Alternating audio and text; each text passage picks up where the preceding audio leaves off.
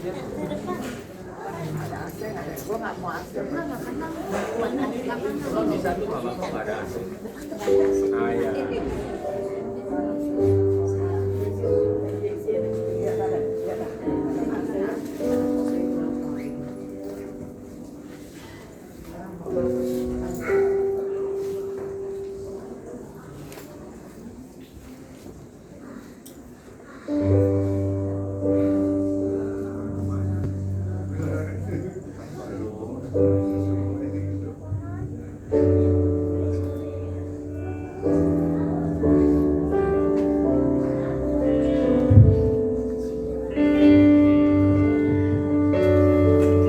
Shalom Bapak Ibu, kita akan mulai ibadah kita pada pagi hari ini.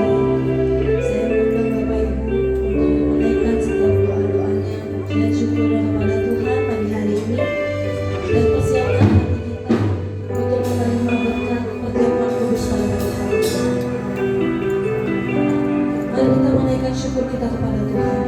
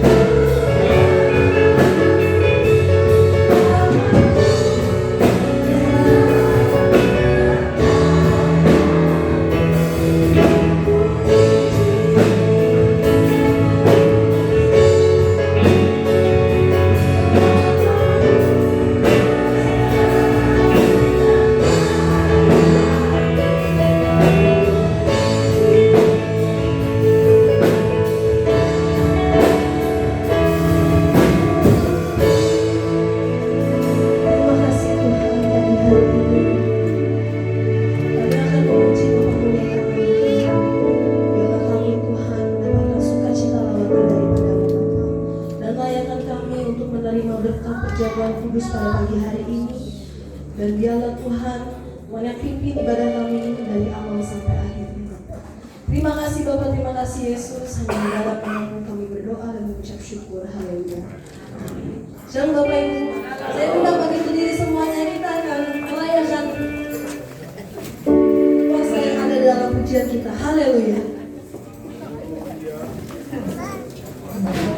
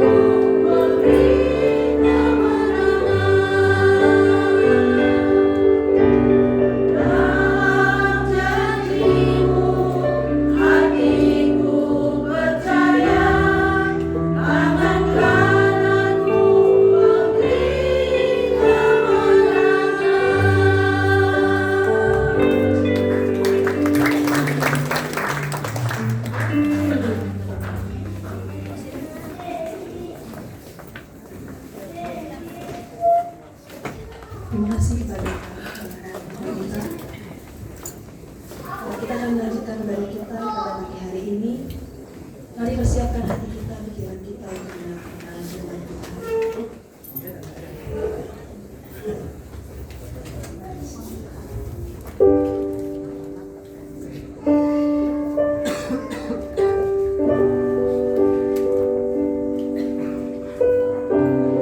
Sujud di atas.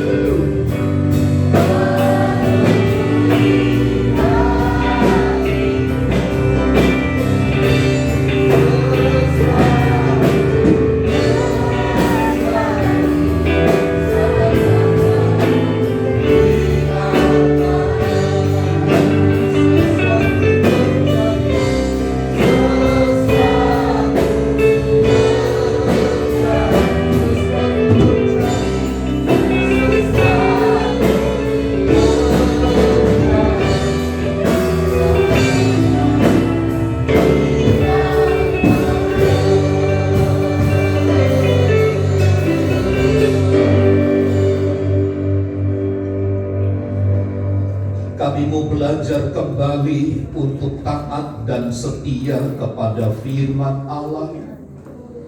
Kiranya setiap firman yang akan kami dengar pagi hari ini membawa kami kepada satu perubahan, sehingga hidup kami semakin memuliakan nama Tuhan.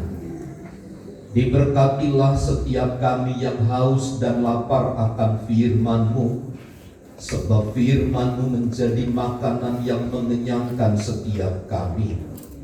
Karenanya pakailah hamba-Mu yang menyampaikan berita firman Tuhan, dan setiap kami yang ada di dalam ruangan ini, Roh Kudus bekerja dengan dahsyat, nyatakan tanda heran dan mujizat-Mu bagi ibadah kami. Segala tipu daya, segala pekerjaan iblis, kami tolak, kami patahkan dalam nama Yesus. Tuhan ditinggikan dan dipermuliakan atas pemberitaan firman Tuhan. Di dalam dan demi nama Yesus, setiap kita yang siap diberkati bersama katakan amin. Amin. Silakan duduk Bapak Ibu Saudara sekalian. Salam. Baik, puji Tuhan, kita bersyukur kita telah menyelesaikan bulan Mei dengan baik, dan kita masuki bulan yang baru tentu dengan segala kemurahan dan berkat yang menyertai kita. Sekalipun kita mendengar situasi yang di sekitar kita tidak memungkinkan, tapi percayalah apa yang tidak memungkinkan itu justru menjadi alat yang sempurna bagi kita yang percaya kepada Tuhan, untuk kita menerima penggenapan dari janji firman. Amin. Mari kita membaca Alkitab kita dari Injil Matius pasal 26 ayat 26 sampai ayat yang ke-29. Kita akan membahas tentang penetapan perjamuan malam. Kita baca bergantian, saya membaca ayat 26 dan Bapak Ibu Saudara membaca ayat 27, demikian. Dan ketika mereka sedang makan, Yesus mengambil roti, mengucap berkat, memecah-mecahkannya, lalu memberikannya kepada murid-muridnya dan berkata, "Ambillah, makanlah, inilah tubuhku." Sesudah itu ia mengambil cawan, mengucap syukur, lalu memberikannya kepada mereka dan berkata, "Minumlah kamu semua dari cawan ini. Sebab inilah darahku, darah perjanjian yang ditumpahkan bagi banyak orang untuk pengampunan dosa. Akan tetapi aku berkata kepadamu, mulai dari sekarang aku tidak akan minum lagi hasil pokok anggur ini sampai kepada hari minumnya, yaitu yang baru bersama-sama dengan kamu dalam kerajaan Bapa." Ya, puji Tuhan. Di dalam ayat yang kita baca ini, kita bisa simpulkan bahwa perjamuan kudus itu ditetapkan oleh Tuhan Yesus sendiri bersama-sama dengan muridnya menjelang Yesus akan masuk di dalam penderitaannya di dalam dunia. Jadi peristiwa pengorbanan Tuhan Yesus Kristus itu adalah rencana agung dari Bapa kepada umat-umatnya, yang merupakan satu penggenapan dari sebuah janji dari Allah sendiri. Nah, khususnya bicara tentang perjamuan kudus, perjamuan malam di dalam bagian ayat ini, ada banyak tafsiran yang muncul, termasuk gereja-gereja menyikapinya. Ada satu yang ekstrim begini, bahwa perjamuan kudus itu adalah benar-benar tubuh dan darah Yesus. Karenanya kita tidak jarang mendengar sebuah kisah, mendengar sebuah cerita beberapa tahun yang silam, ketika kita meminum anggur dan roti itu, sebagian orang berkata tiba-tiba roti itu berubah menjadi daging. Tetapi di satu pihak ada yang berkata bahwa itu bukan darah dan daging, tetapi itu adalah roti dan anggur. Tetapi Bapak Ibu Saudara, kedua perbedaan ini punya titik temu yang sama, bahwa peristiwa perjamuan malam itu adalah bicara tentang penderitaan Yesus. Yang kita baca di dalam ayat itu ditujukan khusus kepada gereja Tuhan, kepada mereka yang percaya kepada Tuhan, adalah untuk pengampunan dosa. Jadi perjamuan kudus itu untuk pengampunan dosa pada akhirnya. Walaupun ada sebagian orang pada prakteknya dipergunakan untuk hal-hal yang lain. Kami pernah membuka perintisan yang namanya di daerah Duta Bintaro. Saya ingat kami 2 tahun merintis di sana. Satu kali ada satu jemaat yang kami layani itu memang masih bergereja di satu gereja yang mengagungkan perjamuan kudus. Warga di tempat kami tinggal di Tampak Siring itu berkata, "Pak, di sebelah rumah Bapak itu seringkali ada kuntilanak." Pak RT bilang, "Iya Pak, rumah di sebelah kita ini seringkali ada penampakan kuntilanak karena rumah itu kosong." Nah, rupanya jemaat ini, Bapak Ibu Saudara, suka yang begitu. Lalu ia mengumpulkan, meminta perjamuan kudus disimpan di kulkas. Lalu roti dan anggur itu dibuka, ditaburkan ke rumah kosong yang ada kuntilanaknya itu. Katanya begitu. Tahukah Bapak Ibu Saudara, apakah memang roti dan anggur seperti itu berfungsi? Ini kan pertanyaan besarnya. Dan ketika jemaat ini menaburkan anggur dan roti, dia berteriak dalam nama Yesus sambil lari pulang ketakutan. Sambil lari pulang ketakutan. Jadi istilahnya mungkin begini, roti dan anggur itu suruh melawan kuntilanak, dia sendirinya kabur pergi gitu. Tidak berani. Kalau saya istilahkan begini, seperti lempar batu sembunyi tangan. Batunya suruh lawan menghadapin musuh, tetapi dia sendiri pergi tunggang langgang meninggalkan.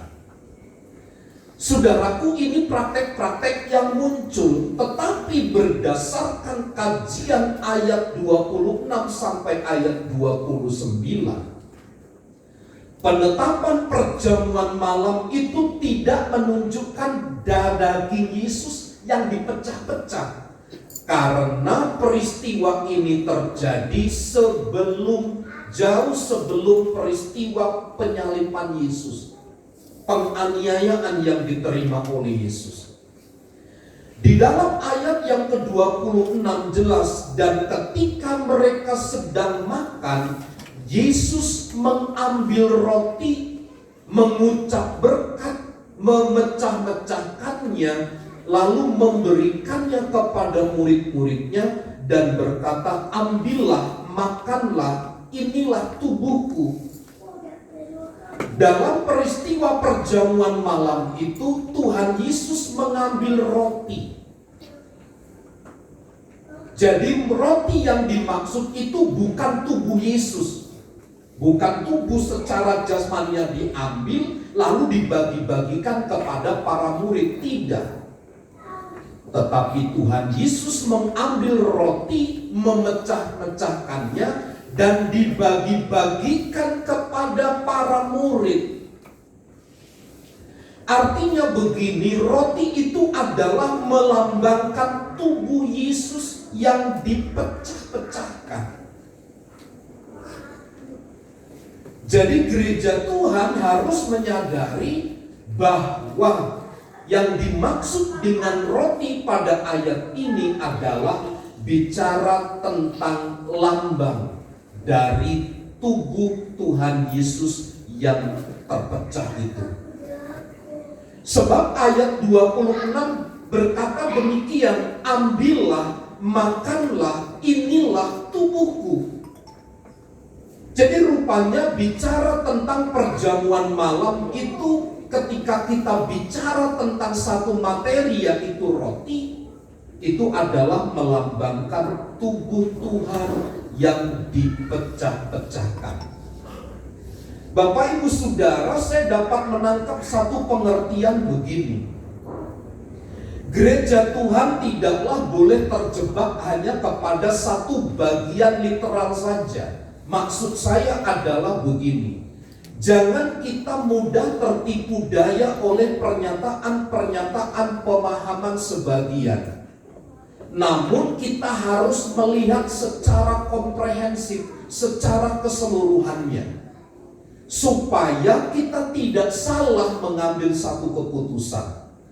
Lihat, meskipun ada banyak hal yang bertentangan, ada banyak hal yang kemudian membingungkan gereja Tuhan, tapi Yesus sebenarnya telah memberikan satu garis benang merah, bahwa roti itu adalah lambang tubuhnya yang dipecahkan. Jadi sebenarnya di dalam pikiran kita, di dalam hati kita, apa sih yang kita makan? Apakah itu roti? Apakah itu daging Yesus? Kita meletakkan keyakinan itu pada bagian yang mana? Apakah kita ketika makan roti itu, yang ada di benak pikiran kita, roti ini bukan roti, tetapi dia daging Yesus? Apakah kita memakannya sebagai yang roti? Pernyataan bagian ini seringkali mengecohkan anak-anak Tuhan. Tapi saya ingin pastikan begini, bahwa roti yang kita makan, yang dimakan oleh para murid di dalam penetapan perjamuan malam, itu adalah lambang dari tubuh Yesus yang dipecahkan. Artinya adalah begini, tubuh Kristus yang sempurna itu diserahkan, dipecahkan di atas kayu salib. Setiap kali kita melakukan perjamuan malam, perjamuan kudus, maka yang harus ada di dalam benak pikiran, di dalam keyakinan kita, bahwa tubuh Kristus yang sempurna itu telah diserahkan di dalam hidup kita. Karena tubuhnya itu telah dipecah-pecahkan, tubuhnya itu dicambuk. Kalau Bapak Ibu Saudara mengerti dan belajar, apalagi sering melihat film The Passion itu, ya, di mana tentang peristiwa penyaliban Yesus Kristus itu, kita dapati ketika para algojo Romawi itu mencambukkan cambuknya ke tubuh Yesus, itu tidak hanya sekedar terpecah terbelah, tetapi daging yang nancap atau duri yang nancap itu ketika dicabut, dagingnya pun ikut tercabut. Jadi dia tidak hanya sekedar masuk lalu keluar, tidak. Tetapi masuk daging daripada Yesus itu tercabut. Inilah yang dimaksud di dalam ayat 26 itu bahwa roti itu melambangkan tubuh Yesus yang dipecahkan. Jadi tubuh itu tidak hanya sekedar luka-luka. Di dalam kitab Yesaya, Alkitab mencatat begini, kita pun tidak mengenal rupa dan bentuknya ia sebagai manusia. Artinya, bentuk tubuh Yesus pada peristiwa penyaliban itu adalah sebuah bentuk yang tidak berbentuk manusia lagi. Sudah hancur tubuhnya. Kalau saya katakan mungkin perlambangnya begitu. Tubuhnya sudah hancur berantakan. Dagingnya itu sudah terkoyak-koyak.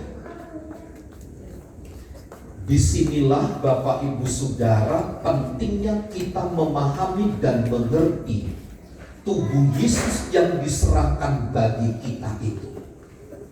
Pertanyaan besarnya adalah begini, kenapa ada satu rencana untuk merembukan tubuh Yesus itu?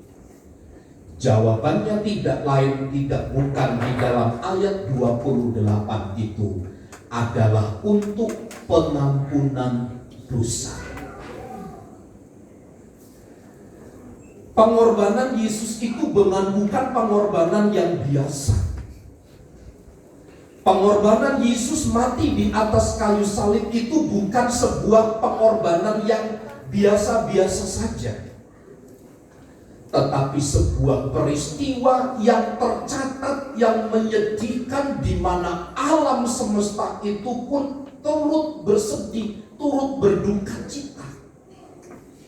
Sampai hari ini Bapak Ibu Saudara tercatat dengan baik bahwa peristiwa Yesus mati di atas kayu salib, yang tubuhnya terpecah-pecah, yang dibagikan bagi kita itu adalah pengorbanan yang sempurna. Sebuah pengorbanan yang melampaui batas kemanusiaan. Artinya pengorbanan Yesus itu adalah pengorbanan yang tidak bernilai, sangat berharga, sangat bernilai, punya nilai yang lebih dibanding dengan sekedar pengorbanan kita kepada orang, kita kepada pasangan, kita kepada orang-orang yang membutuhkan. Saya ingin sampaikan begini, bahwa roti itu melambangkan tubuhnya secara rohani, yang menandaskan satu kebenaran, bahwa penebusan yang bersifat kekal dan sempurna itu telah dilaksanakan untuk kita dan bagi gerejanya. Dalam ayat 27 dan ayat 28, saya ulang sekali lagi pembacaan ini. Sesudah itu ia mengambil cawan, mengucap syukur, lalu memberikannya kepada mereka dan berkata, minumlah kamu semua dari cawan ini, sebab inilah darahku, darah perjanjian yang ditumpahkan bagi banyak orang untuk pengampunan dosa. Yang kedua adalah bicara tentang anggur. Anggur atau darah perjanjian.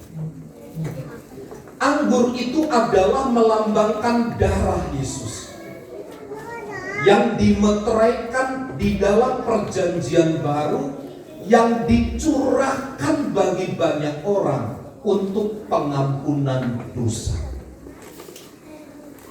Bapak Ibu Saudara, ada banyak orang memiliki satu keraguan. Bagaimana mungkin Yesus yang mati? Bagaimana mungkin darah yang tercurah itu memberikan pengampunan bagi kita? Bukankah peristiwa itu telah berlalu sekian lama?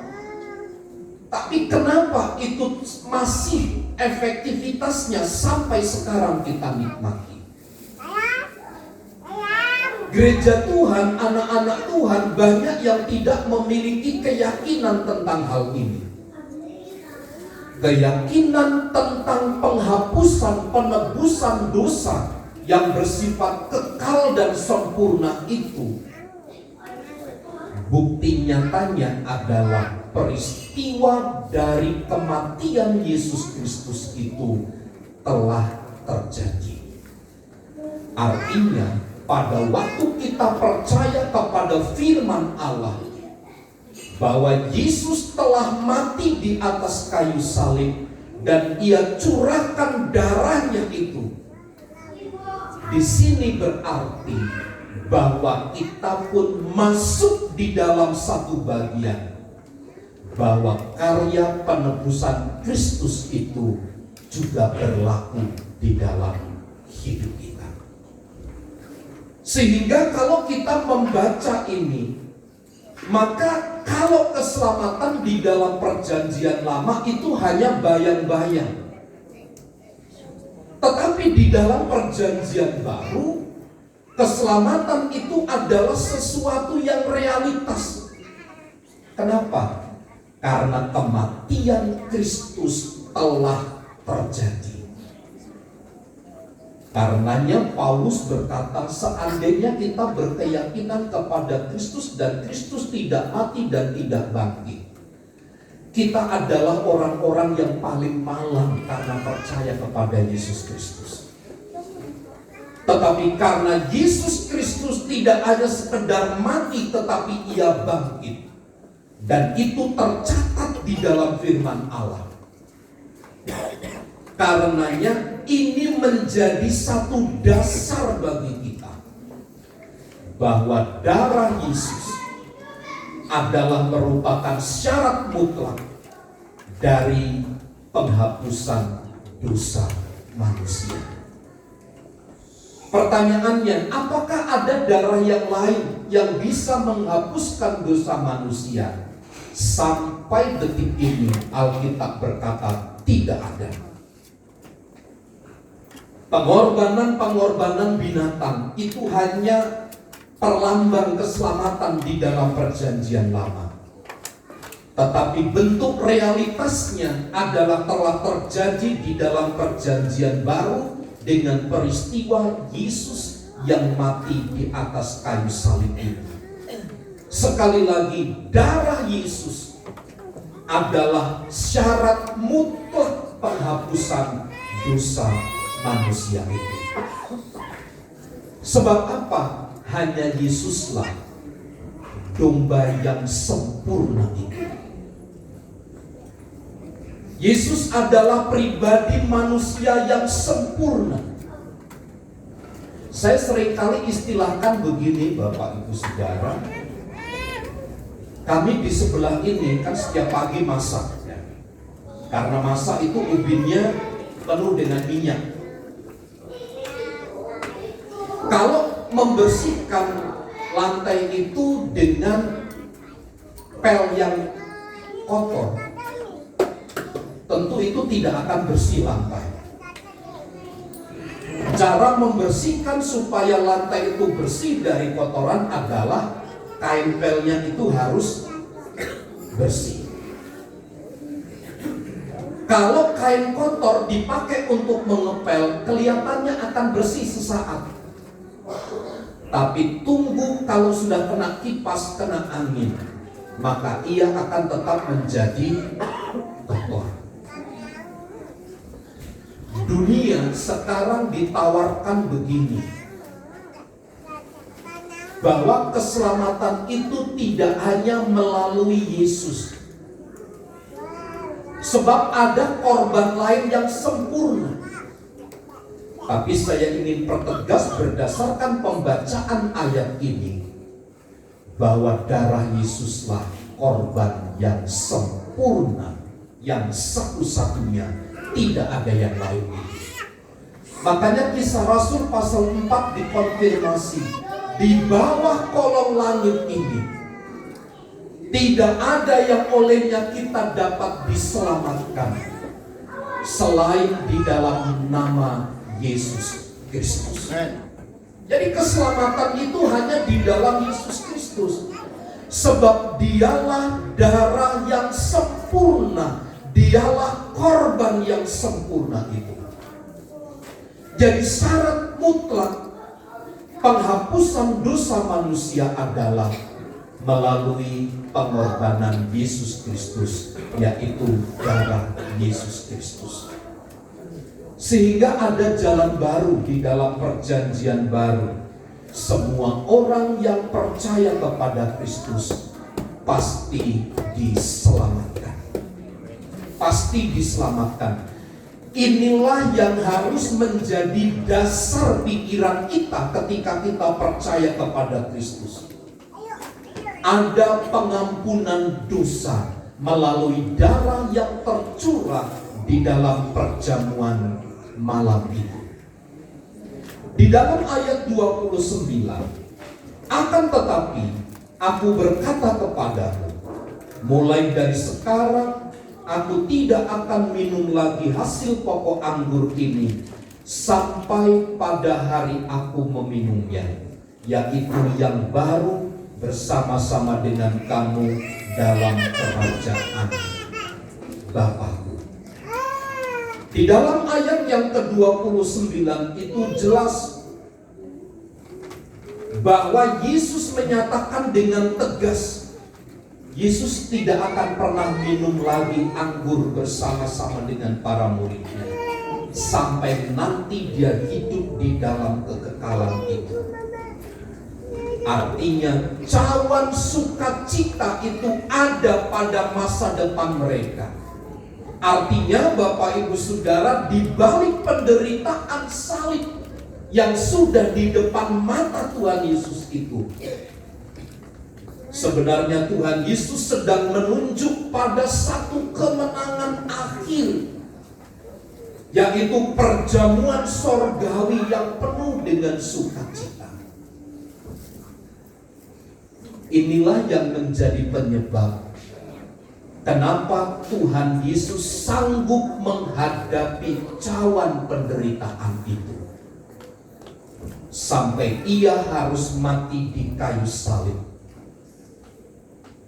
Karena ada masa depan yang lebih baik. Ada masa depan yang lebih baik. Orang tua saya umur sekarang menurut dia 105 ya. Menurut beliau 105. Saya tiap hari kalau telepon, memang sebenarnya lahir berapa sih Bapak ini? Saya bilang gitu. Saya katanya zaman Jepang itu sudah tahu. Waktu Jepang pertama kali datang di Pacitan, dia itu sudah anak-anak. Dia sembunyi di lubang-lubang, katanya begitu. Saya coba sekitar tahun berapa? Seingat dia, kemungkinannya umur tahun 100 lahir 24 tahun 1924. Saya hitung-hitung, masa Bapak umur 102 gitu. Tapi saya tanya, benar enggak itu? Saya bilang gitu. Benar, zaman Jepang itu saya sudah, anak-anak sudah ngerti saya. Dengan kakak saya. Nah, saya konfirmasi dengan Lukas, dengan adik saya Yason pada waktu kami ke Pacitan. Rupanya kakaknya juga cerita yang sama. Saya tanya, umur beda berapa? Itu dengan kakak dengan Pak D. Paling lama beda 2 tahun, saya sama bapakmu, katanya.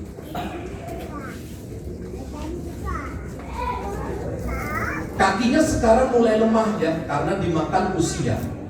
Tapi saya bilang begini, Bapak, jangan enak-enak di tempat tidur ya. Jalan. Kalau kaki sakit terus gerakan begitu. Sebab kalau sudah nyaman di tempat tidur di kursi, maka kaki ini akan lemas. Jalan setiap pagi. Sakit Bapak Ibu Saudara, lemah. Kenapa saya tekankan begitu? Karena ada sesuatu yang akan diperoleh ke depan. Saya ingin sampaikan begini berdasarkan kisah cerita ini. Untuk sekarang mungkin kita menderita, Bapak Ibu, tinggal di dunia. penuh kesusahan dan air mata. Tetapi keyakinan dan kepercayaan kepada Kristus itu akan mendatangkan sukacita yang tidak terkatakan, bahwa penderitaan karena Kristus itu pada akhirnya akan membawa kita kepada perjamuan sorgawi yang penuh dengan sukacita. Karenanya Bapak Ibu Saudara, perjamuan malam yang tercatat di Matius 26 ayat 26 sampai ayat 29 itu bukanlah sebuah ritualitas umat Kristen. Tidak hanya sekedar sebuah ritual agamawi semata, tetapi umat percaya itu dipanggil untuk menyatukan diri di dalam pengorbanan Yesus Kristus. Dan ini berarti Bapak Ibu Saudara, bahwa kita itu mengambil bagian penyangkalan diri, siap menderita demi Kristus, dan hidup saling melayani satu dengan yang lain. Inilah kesimpulan yang saya sampaikan berdasarkan Matius 26 ayat 26 sampai ayat 29. Ingat, perjamuan kudus, perjamuan malam tidak ada sekedar ritualitas agamawi,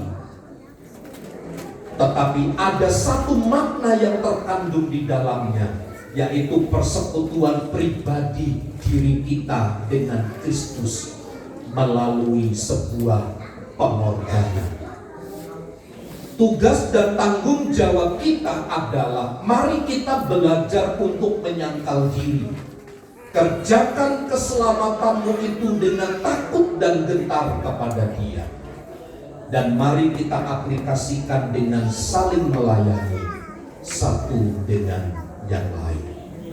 Tuhan Yesus memberkati. Saya mengundang pelayan musik untuk maju ke depan. Kita akan bernyanyi satu pujian kasih yang terindah. Haleluya.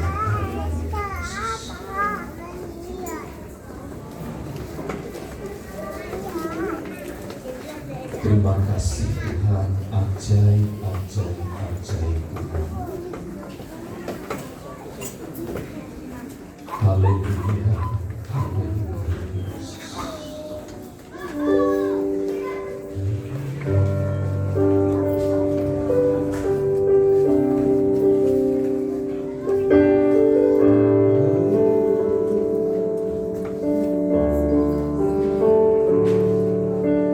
Kasih yang terindah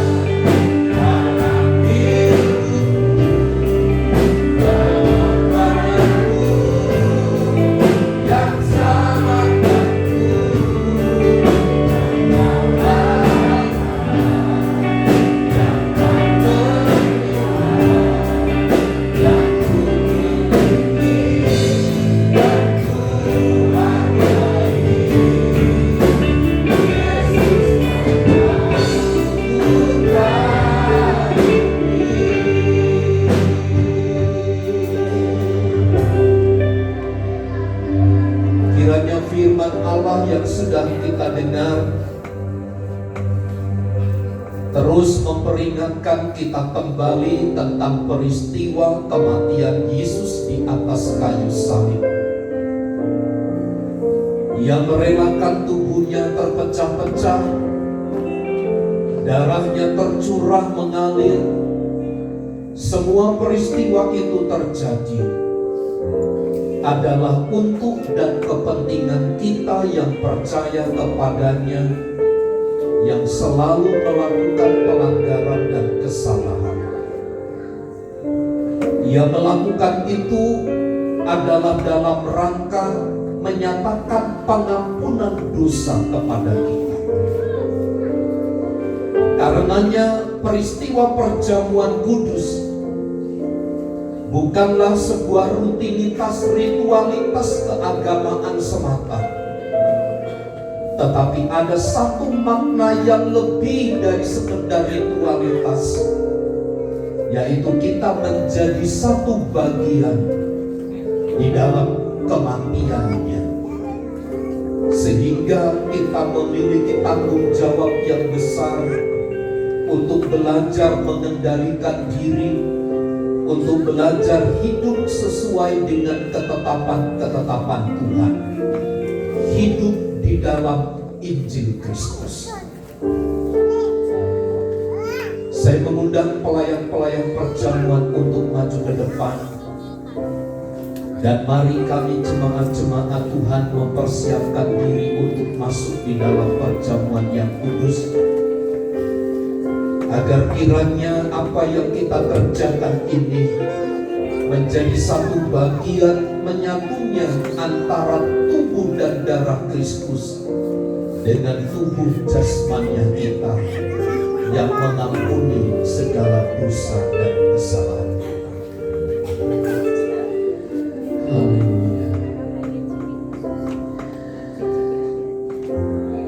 Kami akan melakukan perjamuan yang kudus pagi hari ini. Perkenankan kami untuk makan sehidangan dengan Tuhan, agar perjamuan kudus ini terus mengingatkan kami bahwa pernah terjadi satu peristiwa pengorbanan yang dahsyat, yaitu pengorbanan Tuhan Yesus Kristus di kayu salib untuk pengampunan dosa dan kesalahan kami.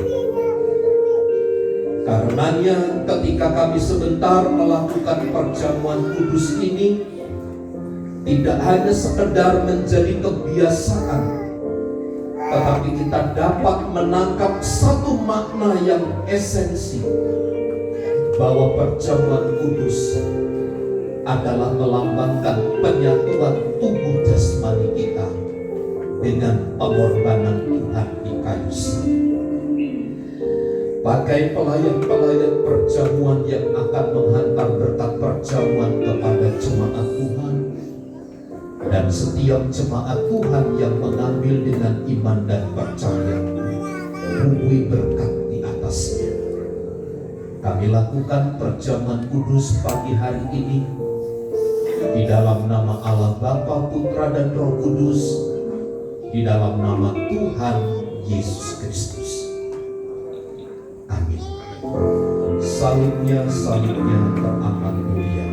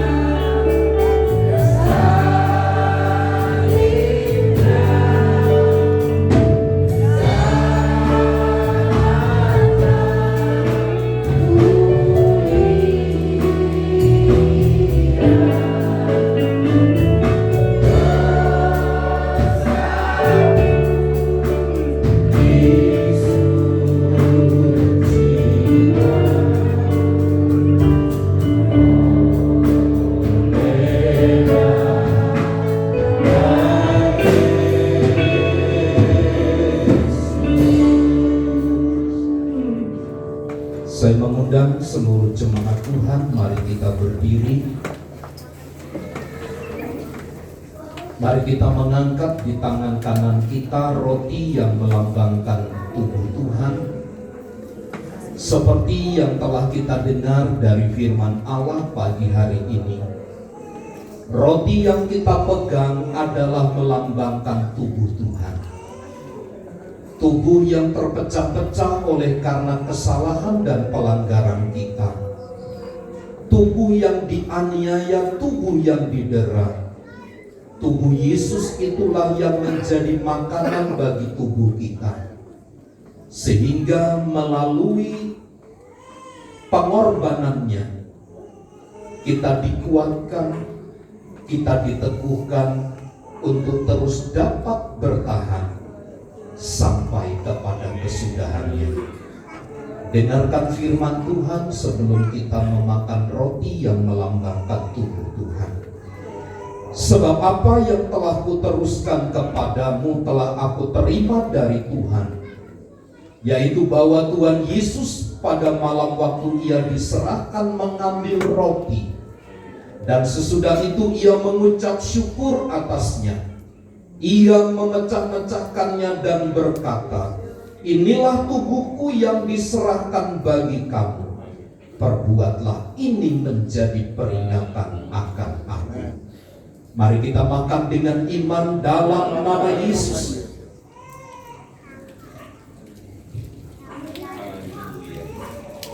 Haleluya. Haleluya. Terima kasih Tuhan. Terima kasih Yesus. Angkat cawan di tangan kananmu.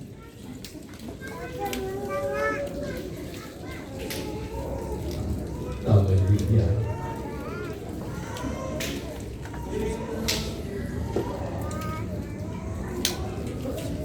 Haleluya.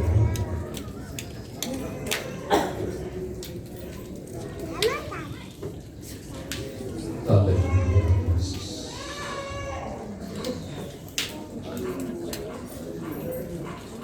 Anggur yang kita pegang adalah melambangkan darah Tuhan.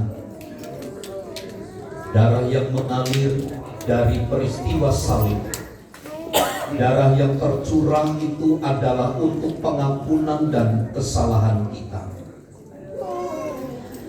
sehingga kita menjadi orang-orang yang percaya, semakin bertumbuh dari hari ke hari, sehingga kita dikuduskan terus setiap waktu dalam pengiringan kita kepada Tuhan. Demikian juga ia mengambil cawan sesudah makan lalu berkata, "Cawan ini adalah perjanjian baru yang dimeteraikan oleh darahku. Perbuatlah ini setiap kali meminumnya menjadi peringatan akan aku. Sebab setiap kali kamu makan roti ini dan minum cawan ini, kamu memberitakan kematian Tuhan sampai ia datang." Mari kita minum dengan iman dalam nama Yesus. Haleluya.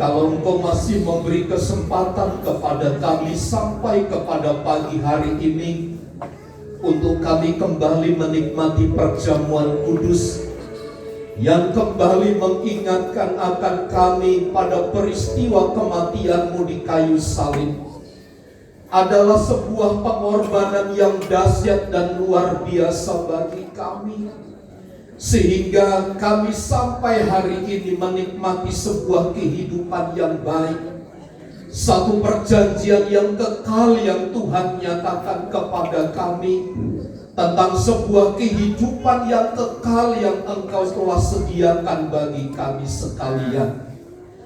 Karenanya biarlah kami terus dapat bertanggung jawab dengan kehidupan yang baru ini, untuk terus kami mengerjakannya dengan takut dan gentar kepada Tuhan. Kami tidak akan menyia-nyiakan segala kesempatan yang Tuhan beri, tapi kami akan belajar terus tunduk di bawah kebenaran firman Allah. Kami berdoa bagi kami yang sedang sakit, dengan iman dan percaya kami telah sembuh dalam nama Yesus. Kami yang sedang lemah, Tuhan sudah kuatkan dalam nama Yesus. Kami yang mengalami jalan buntu, kami yang mengalami masalah, ada jalan yang terbuka dalam nama Yesus.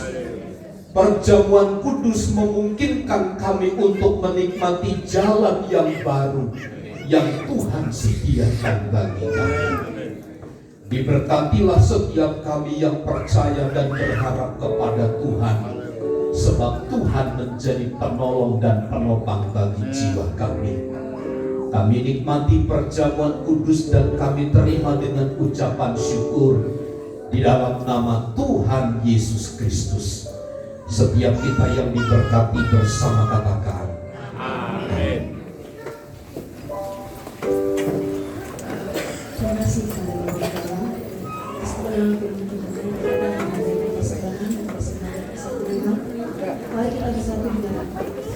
Kami mengucap syukur Tuhan pada pagi hari ini karena sudah selesai untuk menikmati berkat Tuhan, yaitu perjamuan kudus, dan serta kami akan memberi pada Tuhan setiap persembahan, setiap persekutuan yang kami persembahkan kepada Tuhan adalah Tuhan yang memberkati kami.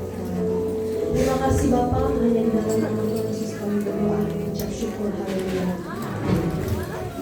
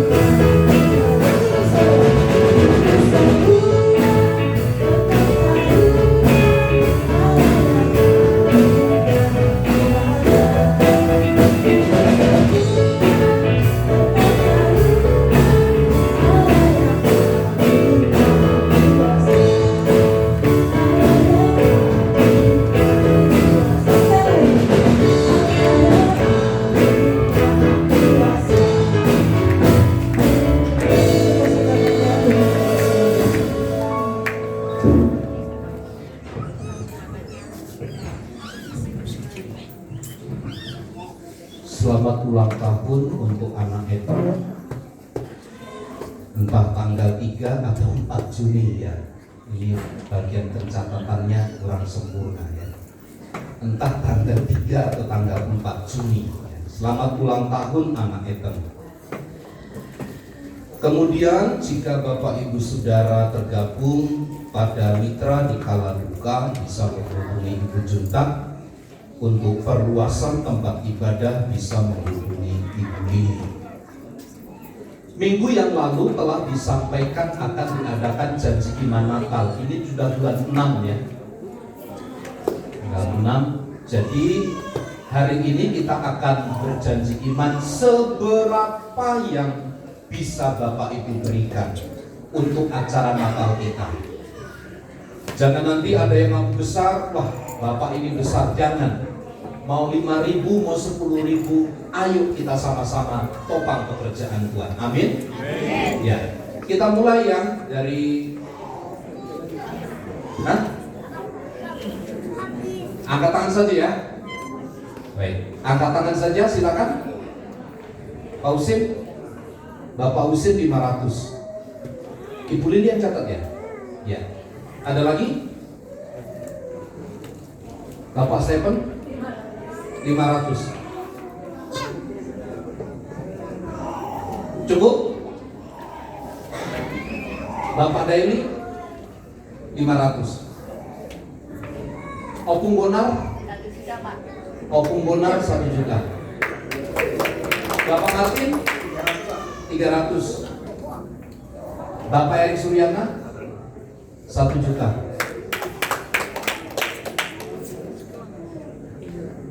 Bapak Yason 500. Bapak Philip nanti saat 1 juta Bapak Philip.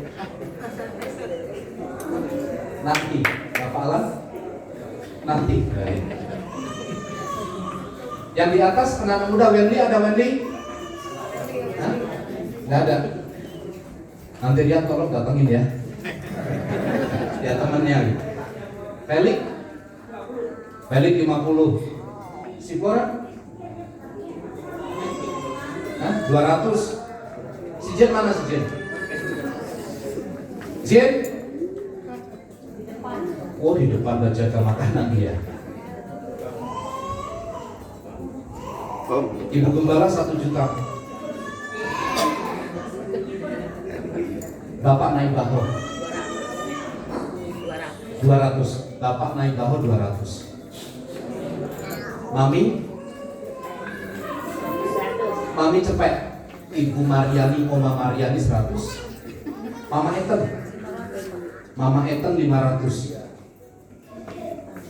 Oh iya tuh Mama Eten. Tadi tanggal lahir tanggal 3 atau 40? Tanggal 4. Dicatat ulang ya. Selamat ulang tahun Mama Eten, Tuhan memberkati. Ada lagi?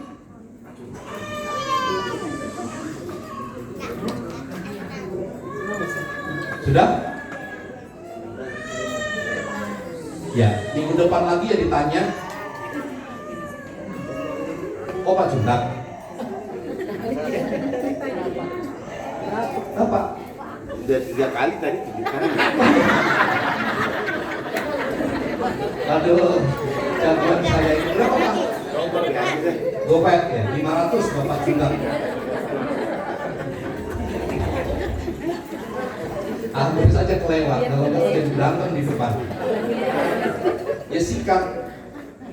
Jessica 200. Jessica ini ya, Bapak Jessica Natalia 200.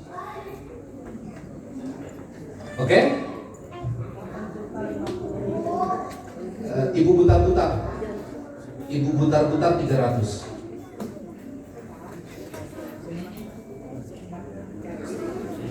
Ibu Serikat 200 Pak. 200. Mama Merlin, ada Mama Merlin nggak sih? 100. Mama Merlin 100.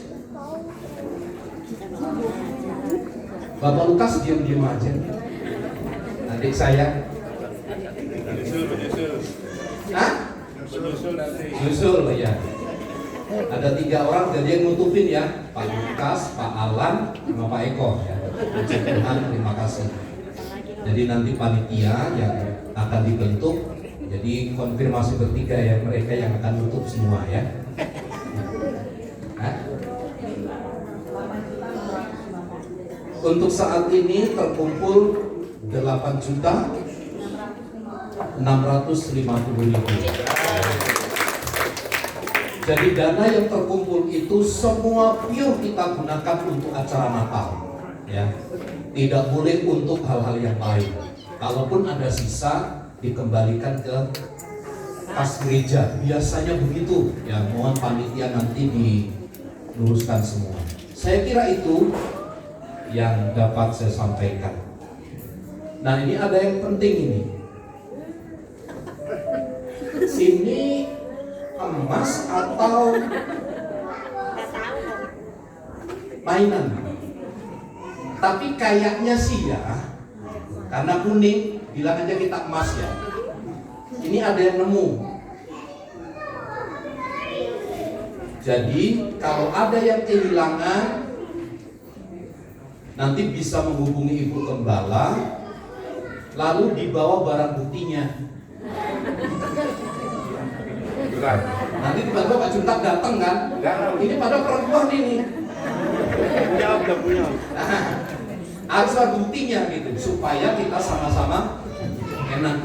Jangan-jangan nanti kalau datang ke saya, Pak punya saya, gitu. Tiba-tiba yang kedua nanti datang, Pak ini punya saya buktinya. Ngambilnya ke yang pertama ini ribet, apalagi yang pertama dijual, ya kan? Bahaya. Jadi tolong dibawa buktinya. Oh ini mah kayaknya mainan. Seandainya mainan pun silakan nanti diambil, hubungi Ibu Gembala ya. Baik, Tuhan memberkati. Terima kasih untuk yang menemukan dan Ibu Gembala ya, yang memberkati. Di bawah bangku Ibu Edi Paulus. Ada? Oh, baik. Tuhan memberkati ya. Mari bersama kita berdiri, kita akhiri ibadah di dalam doa. Segala puji, hormat, syukur.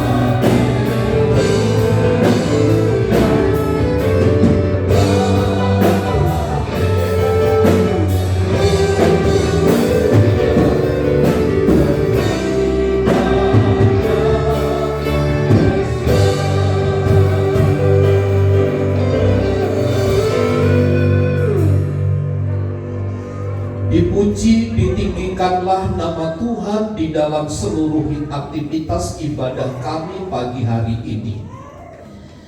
Berkati rumah tangga, berkati keluarga, berkati usaha pekerjaan, berkatilah apa yang kami kerjakan dengan tangan kami. Dilimpahkanlah segala kemurahan dan kebaikan dari Tuhan yang membawa damai dan sejahtera bagi kami. Sekiranya mungkin kami mengalami masalah, Tuhan yang memberikan jalan bagi kami. Kami yang sedang sakit, Tuhan pulihkan.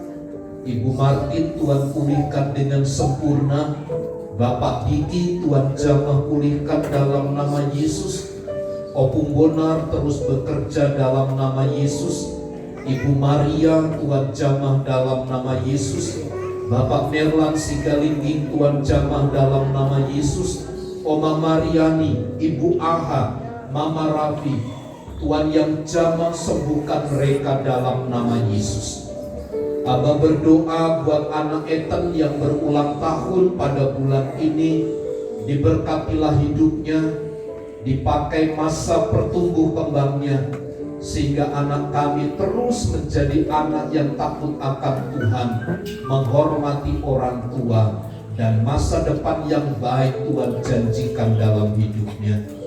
Diberkatilah ibu-ibu yang sedang mengandung, baik Ibu Farina, baik Ibu Ria Warai, Tuhan jamah mereka dalam nama Yesus.